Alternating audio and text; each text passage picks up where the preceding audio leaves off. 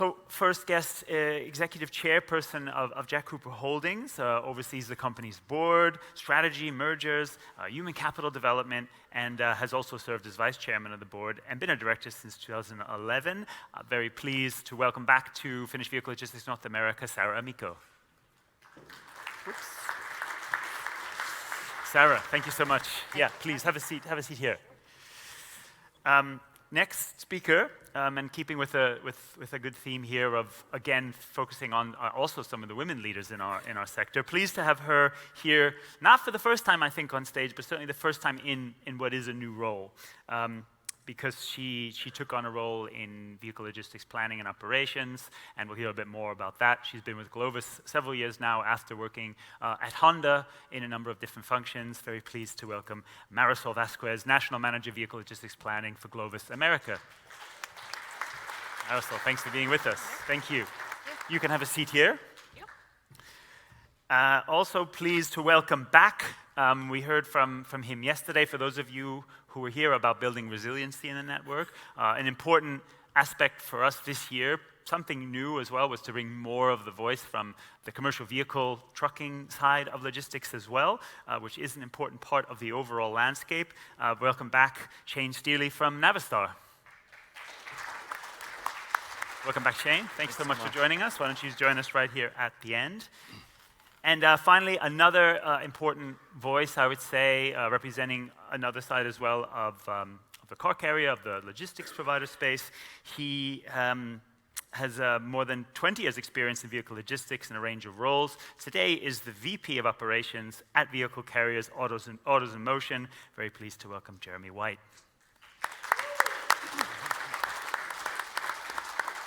Welcome, Jeremy. Good to have you. Please have a seat. Okay, so this is our final panel. I do hope we can have some audience engagement as well to finish off. But I wanted, I guess, to start with a little bit of state of the nation. Don't worry, not in that kind of political sense. In terms of where we are right now, in terms of operations and network in your business. Sarah, I want to start with you on this. You know, when you're looking across Jack Cooper, we've talked over the past few years about so much disruption. We've talked around the last 2 days around that. How would you say the network is performing? How are your operations performing? And what are some areas you want to improve? Yeah, I think we've completely re-engineered the way we think about our business and operations model. So we understand that this is not just the pandemic anymore. It's not the supply chain maelstrom. This is the new reality of finished vehicle logistics. So we've built a model to be much more responsive, whether that's through purchase transportation and building a network of over 1,200 carriers that can provide additional incremental lift for our customers, whether that's continuing to expand our operations in Mexico, where we've been in business for 25 years, and certainly in looking at ways to partner better throughout the chain. So I think there's a lot of churn in our industry right now. There's a lot of upheaval. There's a lot of recreation. But in those moments, we also find that there is probably the most fertile ground for innovation and for opportunity for the people that are willing to sort of ride the storm out. Thank you. Marisol. Yeah, I definitely agree with the partnerships and looking to those. I think from a Glovis perspective, our partners have come up to the bat. We've been tasked with some very aggressive customer objectives, and our goal is obviously to deliver on that service. And thus far into this quarter, now into the second quarter, we've seen both our port processing partners and our carriers, some of those asset-based, like our extreme transportation carrier, and the partners that we have come up to the plate to deliver on those specific customer objectives that we have. So we've seen a lot of growth in this quarter, and we expect in this last quarter, and we expect that to continue. And there is a need for that innovation and expansion and growth that so far we've been able to meet. So hoping to continue that into this next quarter and the end of the year. Fantastic, thank you. Jeremy. Well, it's been exciting for us. We started off the year with a really tough first quarter, but everything's ramping up amazingly. You know, one thing we're stressing real heavily is building relationships with quality carriers. and exchanging a lot more work than we've ever exchanged before to bring our profit back up to where it needs to be and to recoup our losses from the first quarter. You know, we've got many challenges ahead of us, but I'm very optimistic with the amount of vehicles that'll be coming in that our future's bright. Thank you. Okay, great. And Shane, from the commercial vehicle side, I mean, again, just giving us a flavor there of how the network is performing right now. I would say, you know, the standard supply chain interruptions have really kind of plagued us earlier on in the beginning of the year, but over the last 2 years, we did an exceptional job with ramping our capacity by going back to exactly what everybody else said, really forward-leaning communication, building long-term strategic partnerships, you know, sharing as much information as we can so that we can ensure that the collective group is going to be successful. And though the challenges, I think, right now that we're seeing are very short-term in nature, it makes me salivate with how much opportunity is on the horizon, because I think really we'll be able to step up even and actually collectively as a group, as a finished vehicle trucking group, be able to set new records and establish new ceilings for ourselves. Yeah. Fantastic. So very encouraged of the optimistic and positive perspectives shared by most of you. Marisol, you talked about the providers coming up to the plate or coming up to bat. What are ways that you're working with them to help meet these, you know, as you mentioned, aggressive targets, whether it's through other flexibility, changes in network, et cetera? Yeah, I think one of the key items that we've brought back is our Club Elite program. It's always been active, but it's something that I think now is a greater focus. That program basically helps measure and track our KPIs and the KPIs that we grade against for our partners, dwell and quality and whatnot. And we host a conference, essentially a Club Elite conference, to really thank and share that appreciation to our service providers that are there for us when we call, and sometimes those phone calls are late at night, really early in the morning, but being able to measure and track those KPIs and then show that appreciation, that gratitude for the service providers that are part of the Club Elite program, that reach Club Elite or President's Club, which is at that highest tier in that program. So I think that's a way to keep the communication, keep really identifying and giving the toast to those that come to the plate. So not just measuring and reporting, but sharing those results with others. And we're all in this business, and it's competitive. So I think that piece of competitiveness and saying, hey, these folks won this award this year, and getting that competitive spirit to say, hey, next year I want to be on that stage, I want to get that award, and work together through the challenges that we overcome. Mm. Sarah, would you point to anything you've been doing with your drivers, or in partnership with your customers to specifically improve areas of performance where you thought maybe had been lagging? Look, I think from the carrier perspective, visibility into shippable product was a real challenge for many of the, certainly much of the last year. The first quarter continued those challenges. Really creating the dialogue about what's coming down the pipe, right? Logistics is an incredibly fluid industry. We have a lot of sort of levers that we can pull to adapt our operating model, but only if we know what's coming. So if we're kind of staffing a location, we have a lot of assembly plant locations, for example.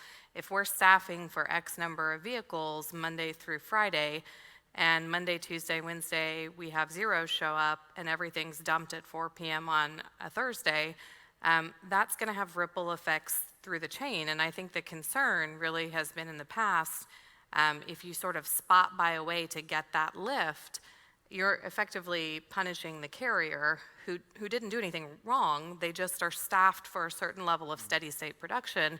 And in this environment, that hasn't always been the case. So I think one of the best things that we've done is sort of take really 2 tracks. One is very data-driven communication with the customers and very open book, right?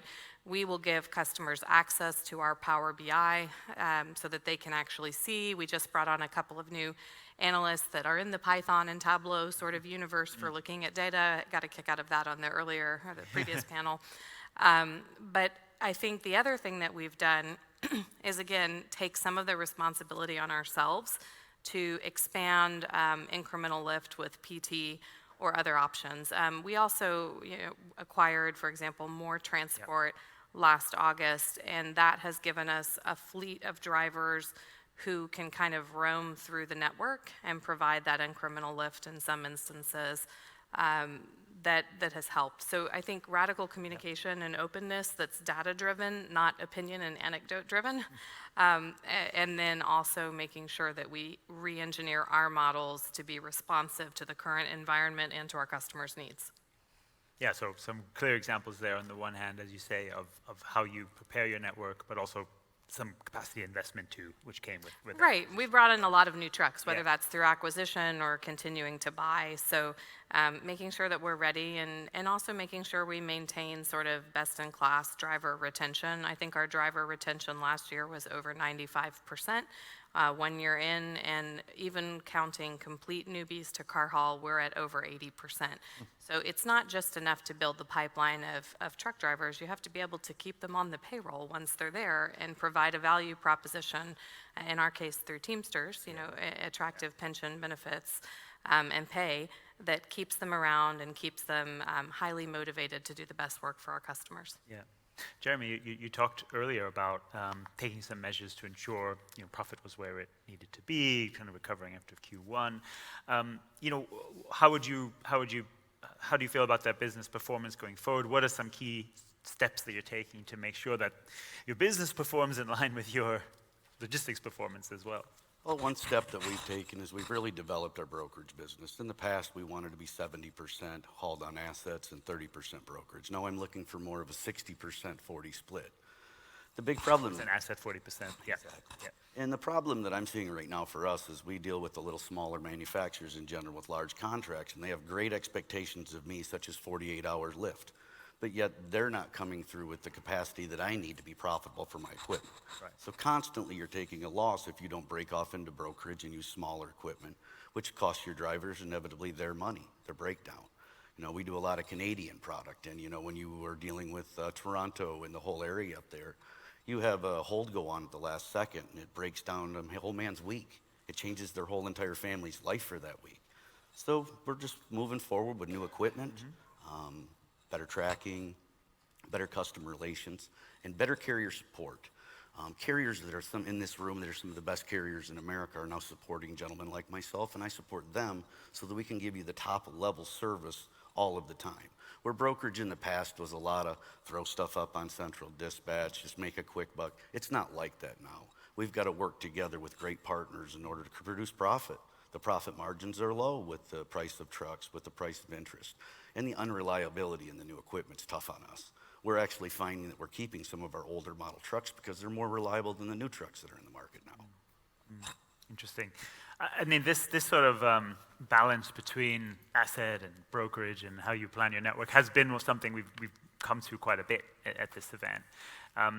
Marisol, I wondered, is that something, I know you might not have been here for every session, but is it something at Glovis that you're looking at carefully, to plan your network as much as possible across your carriers, and how you balance and manage this surge and requirements elsewhere?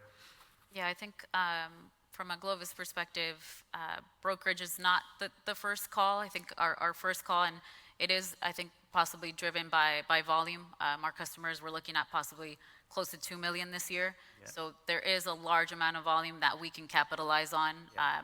So our first kind of line of defense or phone calls are to our partners, to our longstanding partners, to say, hey, if there is some capacity concerns, can we work through you to fill those concerns, address that capacity, and go from that route to find the solution. But from a brokerage perspective, I think we lean towards our asset-based carrier extreme to optimize the network, and then as well as our longstanding partners.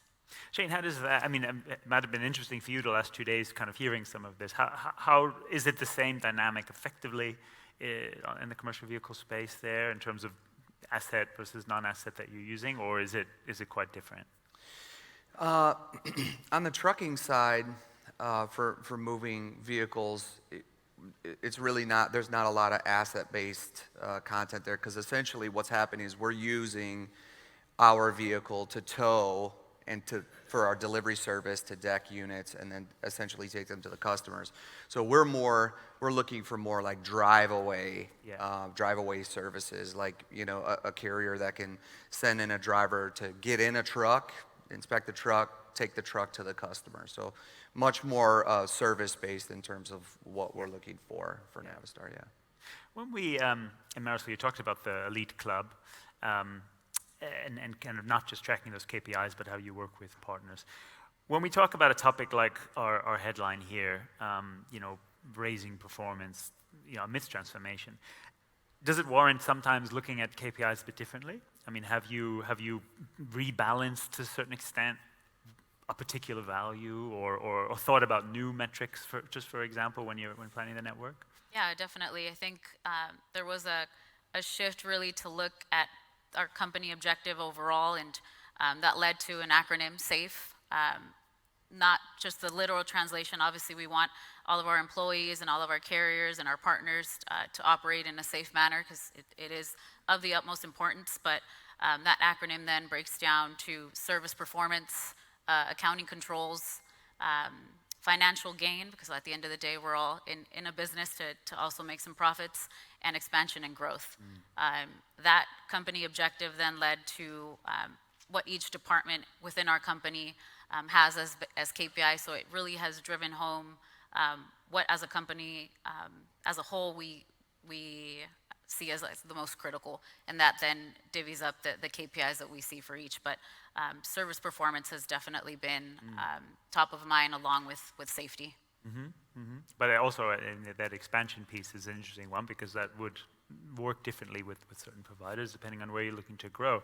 Sarah, I turn to you on this as well. I mean, another topic across the event has been the trying to move away from transactional-based sort of relationships into long-term now. I always enjoy making that point with you, because I think some of your relationships are more than 100 years old. Not your personal relationships, I should say.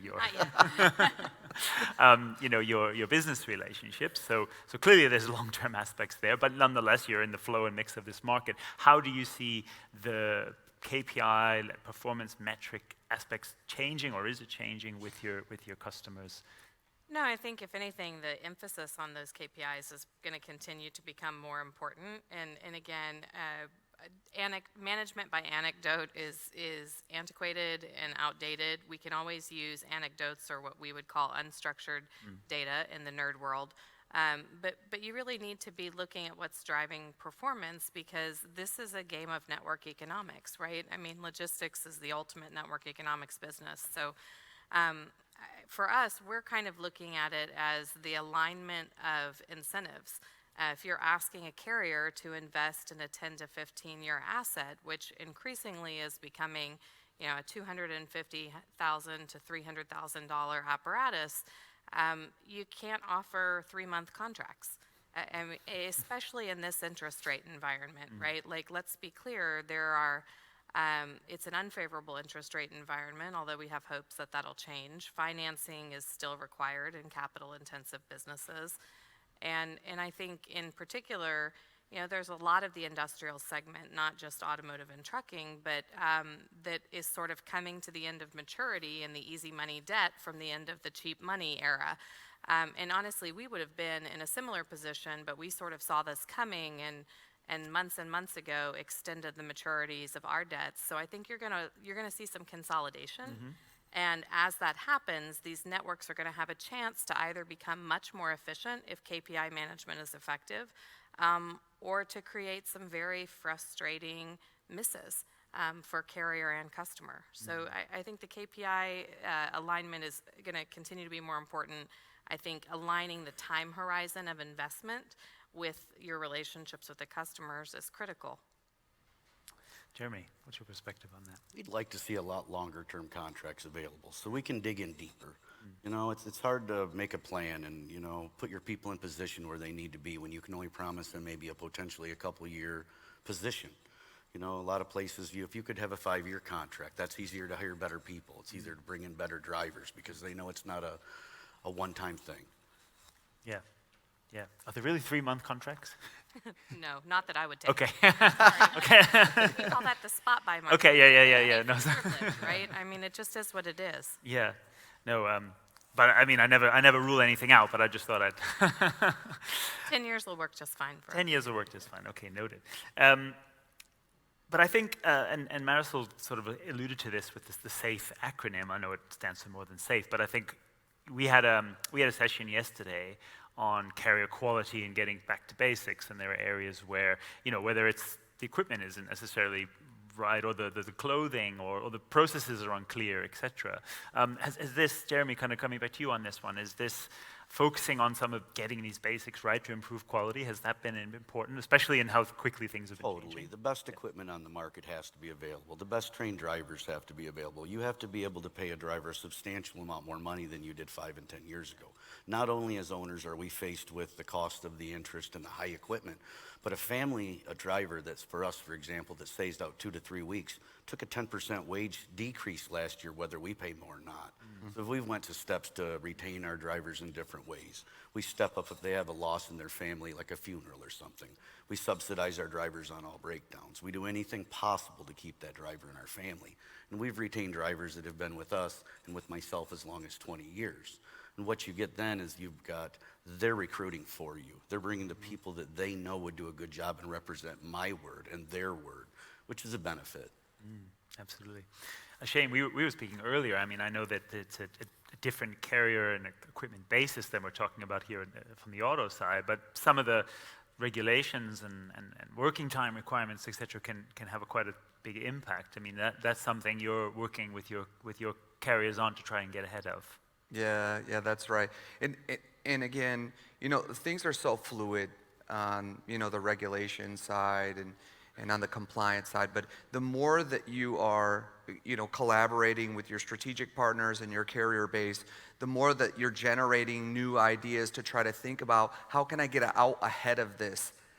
And, Navistar, what Navistar is trying to do is, I don't want to just hit the minimum expectation, because if that's all you're shooting for is just that low bar, then you're never going to get ahead of the problem, because there's just going to be more regulation. So, like, for example, from a sustainability perspective, and kind of bringing back on the KPI side that you were talking about, Navistar's focused more on emissions per mile, more than they ever have been.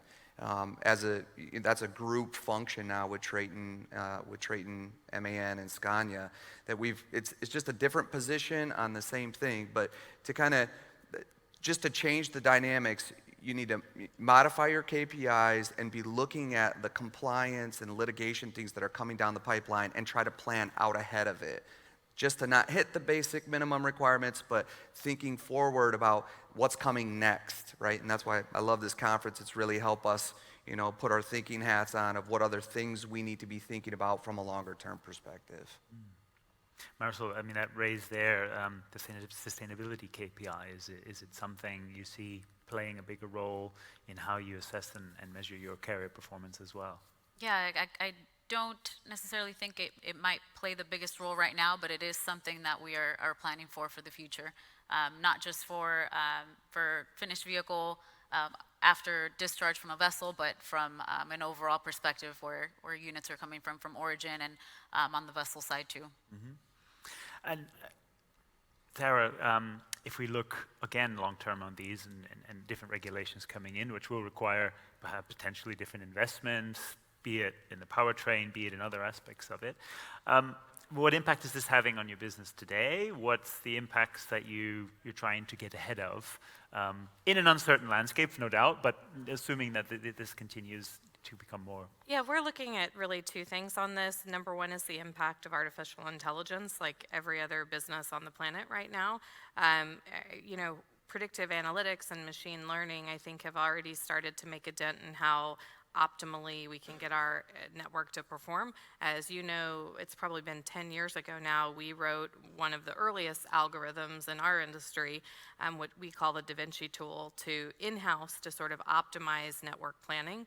And we run, as a matter of course, every day, twice a day, simulations of the network to sort of make sure that 1,200 trucks and drivers can get because again, all of ours, except for our PT carriers, are owned and operated, and employees on the payroll make sure that they're getting to the right place at the right time to provide the most efficiency for our customers.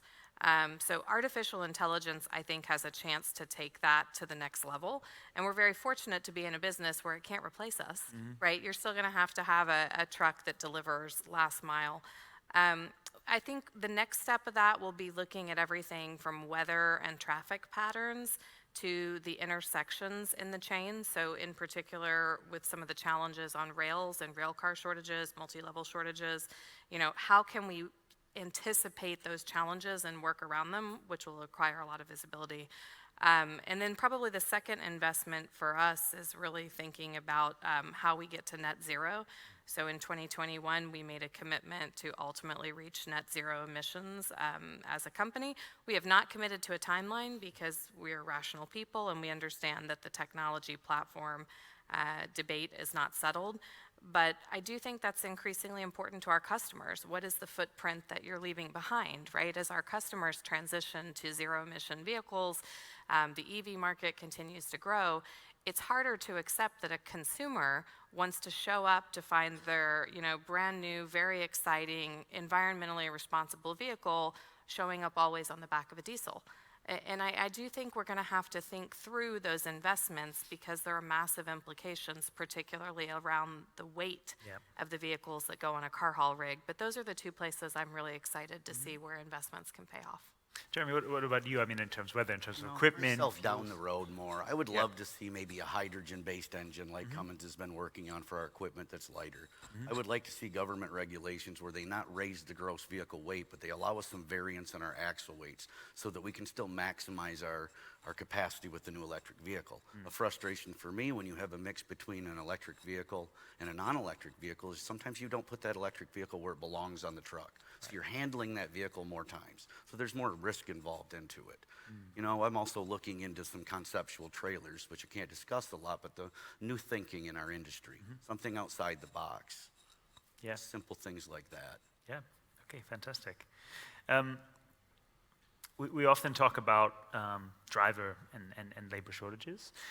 So would also be interested to learn more about key initiatives for you right now to retain your drivers, to continue to attract new drivers. It's been quoted many times, the very young age that the average truck driver is, of 55, 58, at least young for people in this room, maybe not so young for driving a truck. But Sarah, what are some of the key initiatives for you right now, Jack Cooper? Yeah, you invest in your people, right? The drivers ultimately are the front line of the business. And so for us, it's creating a value proposition where we treat them with the respect that they're owed by calling and talking to drivers regularly. I mean, everyone from myself down through the HR team, we're placing calls to speak with drivers, we're visiting terminals. But it's also, in the end, taking care of their pocketbook challenges, right? Inflation hit our drivers too. And so making sure that we have a good health, welfare, pension, and wage proposition for them, and that they understand this is a place where they can put their kids through school and in braces, and that their children can come and work. We have many, the benefit of being an almost 100-year-old company, we have second, third generation drivers all over the place. But we're starting to see fourth generation over the last few years, which is really awesome in the sense that it means we're doing something to treat people right. In the end, no matter what their job is, people want the same things. They want to be seen and heard and valued and treated accordingly. And I think that's where we start. So driver retention is probably not the puzzle that everybody thinks it is. I think the challenge is that sometimes in our industry, the pressures to cut cost are so extreme that we forget you can't do that by not investing in the people who make the business possible. The other thing that I think we're doing is we've started training car haulers in-house. So we've launched a program where we can actually train new CDL holders. We've worked with the Biden-Harris administration to get a sort of 360-degree view of the driver shortage in this country and what can we do about it, including transitioning service members who are moving back into civilian life. These are incredibly qualified drivers who in many cases didn't have a CDL, but if you can drive a convoy through Afghanistan, guys, you can handle this job, right? So we've got to take down the red tape to get those people into the fold and make them the next generation of drivers. And the last thing I'll say is, I think the technology piece you mentioned, whether it's hydrogen, electric, I love renewable natural gas because you're capturing gas off of landfills that would otherwise, right, be burned off. That technology and environmental responsibility for the youngest generation, the Gen Z, Gen Alpha coming up, it matters a lot because they're the people whose kids are going to inherit all of these crises, right? And so I think as that becomes more technologically advanced, more environmentally responsible, this job gets a lot sexier for a lot younger person. And it just, I think that's one of the most important things we can build. Absolutely. Jeremy, would you add anything on the driver retention and recruitment? You know, a lot of it with us is just being a person, you know, and taking the greed out of it. You know, we subsidize our drivers very well in every aspect, but we still have a very old fleet. I think my youngest driver is 32 years old, and I've got what I call a lot of retiree drivers that are going to be, the end of their career will be with us. Right. And as we grow, you know, you look at the problem that I have right now as we talk about the hydrogen, for example. They've made us take on standards with the DEF that took our fuel mileage down from maybe 5.7 mile per gallon into the mid-4s. You look at the amount of fossil fuels that we're burning with that same equipment. It wasn't so much the emissions that they're saving, it's a big cost to us. So that's got to come from somewhere. So it's taking the greed out of it. As owners, we're taking less. That's why companies like us are all developing a brokerage side to kind of offset that, to balance our cost. Many times I don't see any profit in our fleet, and our fleet has to cover the worst of our business so that we can service the customer properly. You know, something that would be a lot better from my standpoint, better yard services. You know, more later hours of being able to inspect a vehicle. You know, having your vehicles, like, for example, allotted a couple thousand units out of Kansas last week. They had us prepared to come in and do like 800 units over a weekend, and we get there and there's 90 units there. So your word's not good. When I can't make my word good to my drivers, I'm letting them down. I'm letting their families down. Not only am I letting their pocketbook down, but then the next time I ask them to step out of the box and do more for me, maybe they don't have the same ambition level. That's a powerful point. I'm going to turn to sort of the manufacturing side on this. Actually, first to you, Shane, because it's interesting, obviously, both as a truck manufacturer and literally the drivers are your customers, you know, in a direct way, as well as your service providers. So how is it factoring into your network planning, into how you're thinking about logistics in terms of how you help to support those drivers as well? So this is my favorite topic to talk about. I think it is the most important piece of the business, right? The other things that I did not hear that I think Navistar is trying to take a more proactive role on is actually engaging with the driver to understand, both from the driver's perspective, whether they're picking up a truck, or a driver comfort perspective, what can we do to get that feedback back into the Navistar design sales business development team so that we've got those channels established. The second piece of that is going out and making ourselves available as the OEM, getting into the yard with them, greeting them, watching them, and listening to what they have to say. I show up and I wait for an hour and a half. It's driving me crazy. Oh, you know what? We need to do better. We need to do better as the OEM to listen to the people, make sure that we're driving all of those changes. They're not difficult things, but driving those changes up into our manufacturing and release processes as well. I think that's the other thing that we really are trying to take a more proactive approach, and not just sharing the information, but having two-way conversations with the carrier base and with the drivers so that we can take that information, go upstream further where Navistar really has opportunities as well, and try to advocate for change for our driver base at the manufacturing plant level as well too. So yeah, this is, we talked about yesterday how in some ways your logistics is an extension of your R&D and quality, right? Because that's literally the direct feedback into how they use the product, and you can feed this back to your teams and stuff. So, Marisol, from Glovis' point of view, and perhaps especially in your role now, I mean, to what extent can you be feeding in or considering the sorts of things Jeremy was talking about in terms of giving the drivers the right types of work and supporting the carriers to do the work better? That is like 100% type of feedback in my role that I want to hear through the individual teams that speak directly to the carriers or the port processors. I'm basically the front line of communication to the OEM. So when there are issues, which over the last couple of months, we've seen a huge focus on fleet as retail sales have slowly softened. So from the OEM perspective, we can't retail sell these cars. Let's sell fleet. Let's push fleet as much as we can. And we started to see that these fleet companies obviously have very particular delivery windows. They're not a large dealership. They don't have weekend. They don't have STI. And we were getting feedback of like, hey, we want to achieve the goal that you're setting. We want to deliver these fleet units, but the hours are just terrible. It's 8 to 2, like midday traffic. By the time that the carrier picks up the units, makes it past traffic, arrives there, they get the door shut to them. So that's something we advocated to the OEM directly, saying, hey, we want to deliver on the objective you've set, but we need some help here. So from that perspective, I'd love to hear that type of feedback, because it's our responsibility to advocate for our service providers, and whether the customer wants to hear it or not, sometimes it has to be said, and at the end it'll deliver both on the objective that we've set and the request that they're making to us. So yeah, that communication piece is critical. Absolutely. Well, we encourage more of the feedback then, please. We have just a few minutes left, and I know that there's lunch, but we can take an audience question, and I think I see one right in the back. The hand has just come up. Microphone on its way. Hello. In the world of part shortages and quality holds affecting shippable inventory quickly, are any of you at the place to leverage any predictive modeling to shift your capacity quickly? We've worked a little bit with Google and Waymo in terms of traffic patterns. I think that's something that can be helpful going down the road, much more so than predicting what's happening upstream in the chain. We can probably use that data to predict how it'll impact the network, and our simulations run that. The place where I'm curious to see how it develops over the next 5 years is actually weather patterns. So if you've noticed, we're putting more energy as the planet warms a little bit into the atmosphere, which means storms develop faster.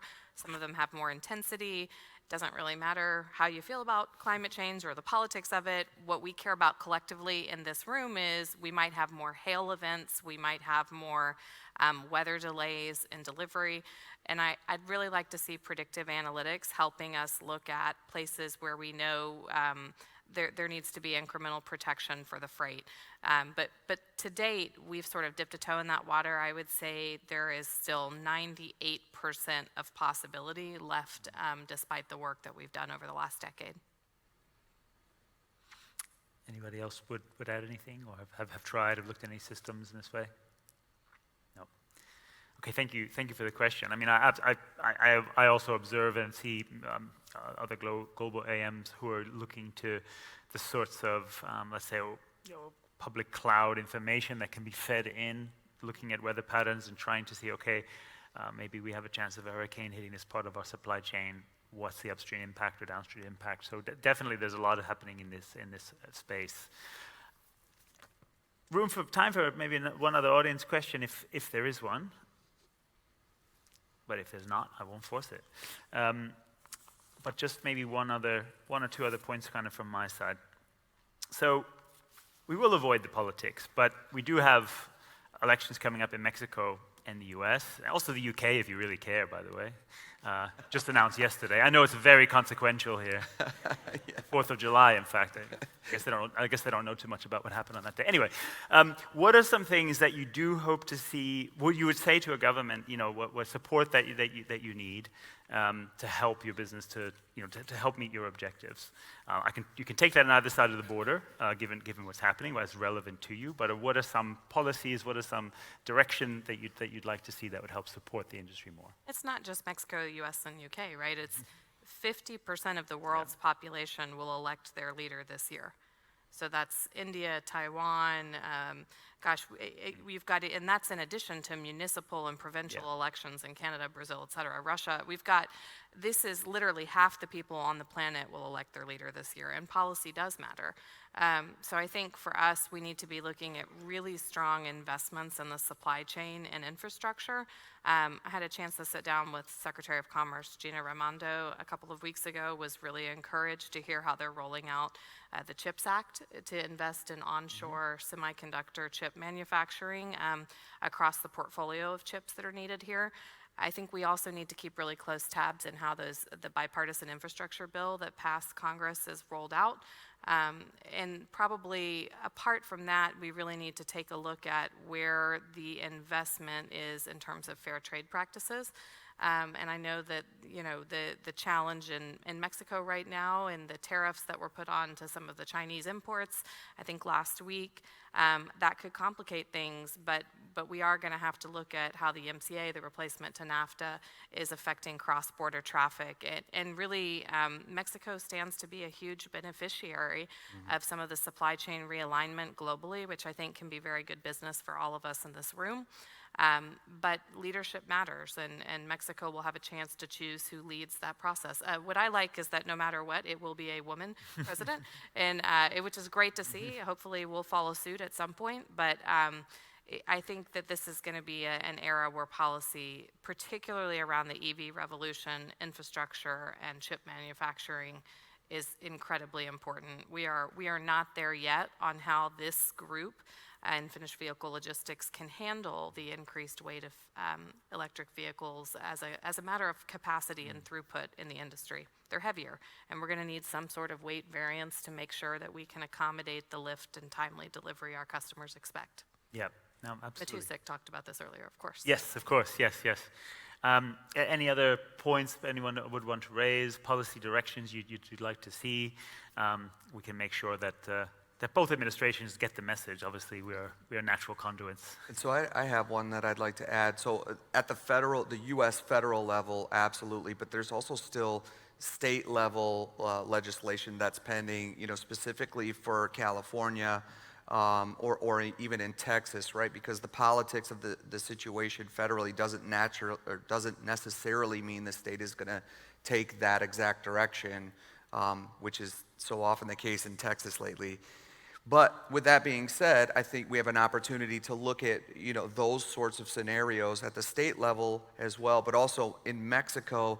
I'm aware of some other potential policy changes coming as well. So you really have to be aware of the U.S. policy, but also state level policies and the Mexico policy as well. So Navistar's focused on at least trying to understand what those look like for our future simulation and scenario planning, so that we can make sure we build resiliency into our model for those. Yeah, fantastic. I think we're coming up towards the end, so maybe my last sort of question is just looking ahead a little bit. We've talked about the changing technology, obviously uncertainty in market, but what are some points? Let's leave our audience areas where you're pessimistic, areas where you're optimistic. Let's finish on the optimistic ones too, if you're going to name both. Just as we kind of look ahead to the year ahead, I'll turn to you, Jeremy. Say on the negative, we're a little fearful. We're 60% EV. Right now currently with our operations, and with the different things that are going on with the dry batteries made in China that can go 800 miles. What's that going to do to my customer, for example, like a Ford when it's pulling a trailer and it can go 185 miles? That's going to put a tremendous burden on the Rivians, the Tesla, the up-and-coming new vehicles that are going to be produced by Nissan. So it's going to stifle quite a bit in our industry. And on the regulation side, as I already said earlier on the axle weights, I would like to see a universal. We struggle very much, so we need to have an 80-foot car hauler to move your product safely with enough room. But we can't run into most of the Canadian provinces. So are we supposed to have additional equipment for this? It's so hard to get the proper permitting to do this. So it really leaves us at a disadvantage where they're almost forcing us to stretch the legal limits when these things could be adapted so easily. Right, yeah, that was a great point. Sarah? I think the challenge is certainly getting a little bit back on our feet as the chain appears to be stabilizing and volumes are coming back. I think that snap back may come faster than a lot of people are expecting, God willing. And we need to be ready, right? We need to be planning in advance for that. I'm a little bit nervous about, as an election year, for the first time in the last 20 years, I'm hearing about political risk assessment, which is just a fancy finance term to say, are they going to have incremental cost of capital layered on for geopolitical risk in the United States? That's not something we've ever talked about before, but in this interest rate environment, anything that drives up the cost of capital in a capital-intensive business is a bad thing for all of us. So watching that to make sure that we have sort of free and fair elections with confidence in them, I think is going to be critical, because what's good for our democracy is good for business in this country. The thing that I'm most optimistic about is the opportunity I see for new businesses. There's going to be, I think, a period of consolidation in finished vehicle logistics. We're already starting to see that. But I think that period of consolidation doesn't have to be a bad thing. It can be the event that sort of triggers a lot of innovation and a lot of better service if it's managed well. So that data sharing that we've been talking about for years here, I think is really going to be a critical component of how that shakes out for the customers. Very well said. Fantastic. You had me nervous, but I'm already feeling better. So, Marisol, anything making you nervous, but also what's exciting you as you look ahead? Yeah, I'll start with excited, which is the growth and the expansion opportunity. I think this first quarter we were tasked with some challenges, a business plan that was set some time ago, and the reality of what that business plan looks like now, which is 20-30% higher than what we've planned for, and trying to react to that, because obviously the expectation is then, well, they're here, figure out how to get those moving. And we've seen the West Coast at capacity, and have looked at, and I think it was discussed a little bit previously, bringing volume into ports that traditionally we didn't before, land bridging units from West Coast to East Coast to just evade vessel waiting times, be able to turn that vessel back around to a Korea or whatever origin destination there is. So really looking forward to kind of that continued expansion, and hopefully a little bit more of a heads up for those adjustments that we then have to kind of share with our service providers and say, hey, we know this is a tough challenge, but let's put our brains together and figure out how we can get it done.